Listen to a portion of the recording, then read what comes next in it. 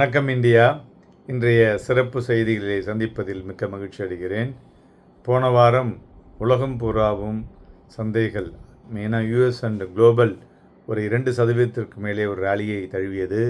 அதுபோல் இந்திய பங்குச்சந்தை கிட்டத்தட்ட 1% அதிகரித்து 24,250 என்ற ஜோனுக்கு மேலே முடிவடைந்ததும் குறிப்பிடத்தக்கது. மேலும் யூஎஸ் ஃபெட் இன்ட்ரெஸ்ட் ரேட் பார்த்தோன்னா ஒரு அந்த ரேட் டெசிஷன் ஹைக்கு டிலே ஆகக்கூடும் என்ற எதிர்பார்ப்பு.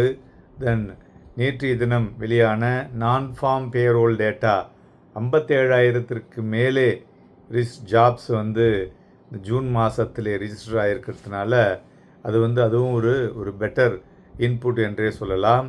மேலும் ஒரு அக்காமடேட்டிவ் மந்த்லி பாலிசி அது இந்த மானிட்டரி பாலிசியில் அவங்களுக்கு அது பெட்டர் இன்புட் இருக்கிறதுனால அதுவும் நன்கு இருக்கும் என்று எதிர்பார்க்கப்படுகிறது. தென் க்ரூட் ஆயில் பார்த்தோன்னா $72 per பேரலாக இருந்தது.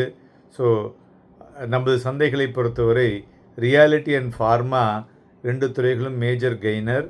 பிஎஸ்யூ பேங்க் பார்த்தோன்னா ஒரு டவுன் பை 3% இருந்தது.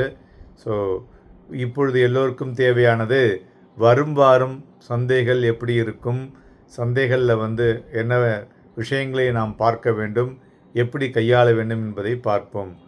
வரும் வாரத்தில் அதுமாரி எல்லோருக்கும் இருக்கக்கூடிய ஒரு பெரிய இது என்னென்னா, ஒரு நாக் அவுட், ஒரு அவுட் பர்ஃபார்மன்ஸ் இருக்குமா அப்படிங்கிற மாதிரியான ஒரு கேள்வி இருக்கிறது. ஸோ அதற்குண்டான விடைகளை பார்ப்போம். மெயினாக பார்த்தோன்னா crude oil price prewar level $70 per பேரலாக லெவலுக்கு கீழே இருப்பதை நாம் இந்த சனிக்கிழமை நேற்றைய தினம் பார்க்க முடிஞ்சது. அதுபோல் என்கரேஜிங் குவார்ட்டர்லி பிஸ்னஸ் அப்டேட், மேலும் ஸ்டெடி ப்ராக்ரஸ் ஆன் மான்சூன், இவையெல்லாம் ஒரு positive news to Indian market அப்படின்னு சொல்லலாம். மேலும் டிசிஎஸ்னுடைய Q1 ரிசல்ட்ஸு இந்த வாரத்தில் வர இருக்கிறது.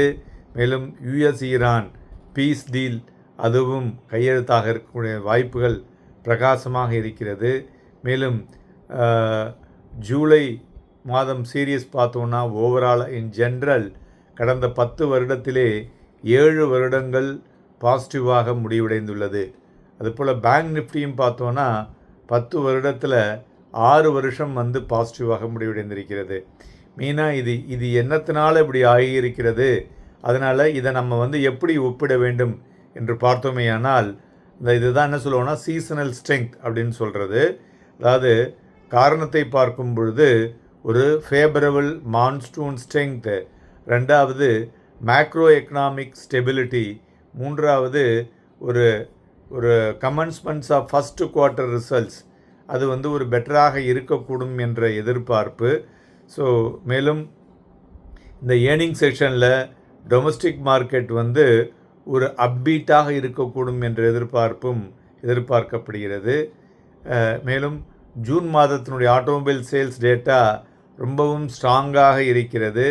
அதுபோல் Q1 பிஸ்னஸ் அந்த எக்கனாமிக் டேட்டாவும் ஒரு என்கரேஜிங் ரிசல்ட்ஸை கொடுக்கக்கூடும் என்ற எதிர்பார்ப்பு. தென் 20% மேலே க்ரூட் ஆயில் ப்ரைஸஸ் விழுந்தது இல்லையா, அதுவும் ஒரு முக்கிய காரணி.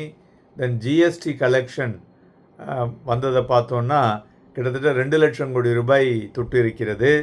ஸோ இவையெல்லாம் ஒரு மிகப்பெரிய ஒரு பாசிட்டிவ் இம்பேக்டை கொடுப்பதனால அந்த நாக் அவுட் பர்ஃபார்மருக்கு வாய்ப்புகள் 99% இருப்பதை பார்க்க முடிகிறது என்றே சொல்லலாம். துறைகளை பார்த்தோம்னா டிசிஎஸ் வரும் வாரத்தில் தான் ஒரு Q1 ரிசல்ட்ஸ் இருக்கிறதுனால அது ஸ்ட்ராங்காக இருக்கக்கூடும் என்பதனால் அந்த துறைகளில் மொமெண்டம் இருக்கக்கூடும்.